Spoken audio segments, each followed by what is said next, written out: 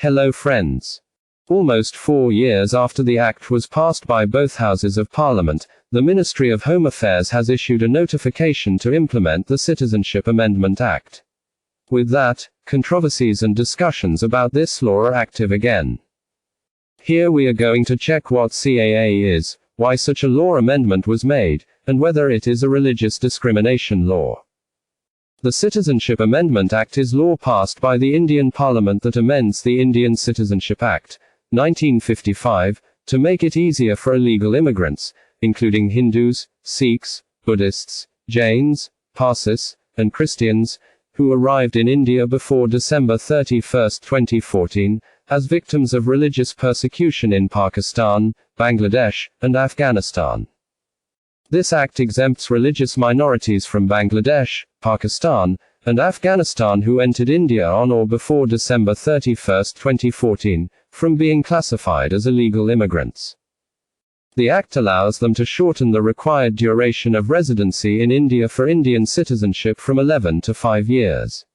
Thus, the CAA is providing an accelerated pathway to Indian citizenship for persecuted religious minorities from Afghanistan, Bangladesh, and Pakistan who arrived in India by 2014. The CAA is not aimed at any particular religious community from abroad. Instead, it establishes a framework for migrants who might have been considered illegal, otherwise, providing them with the opportunity to apply for Indian citizenship, provided they meet certain conditions. Now the question is why Muslims were excluded from CAA. Or why were Muslims banned from acquiring Indian citizenship? The CAA does not ban anyone from acquiring Indian citizenship. According to the Citizenship Act of 1955, anyone who is eligible can get Indian citizenship, irrespective of where they come from or what religion they practice. In the past 6 years, India has granted citizenship to around 2,830 citizens from Pakistan, 912 from Afghanistan, and 172 from Bangladesh. Notably, many of these individuals belong to the majority communities in their respective countries. If you're questioning why the CAA doesn't allow Muslims the same exemptions as other religious groups, the answer is in the law itself. That is, the sole purpose of the Citizenship Amendment Act is to prevent delays in acquiring Indian citizenship for illegal immigrants who arrived in India before December 31, 2014, as victims of religious persecution in Pakistan, Bangladesh, and Afghanistan. This law amendment is for those who fled to India because they could not bear the religious persecution they had to suffer from Muslim people, who are the majority religion in these 3 countries.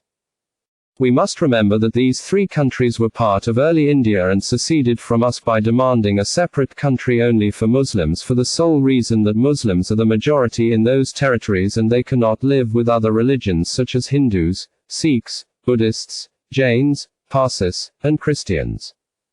Muslims will never face religious persecution in these 3 Islamic countries with pro-Muslim laws, but on the contrary, they are the ones who subject other religious minorities to persecution.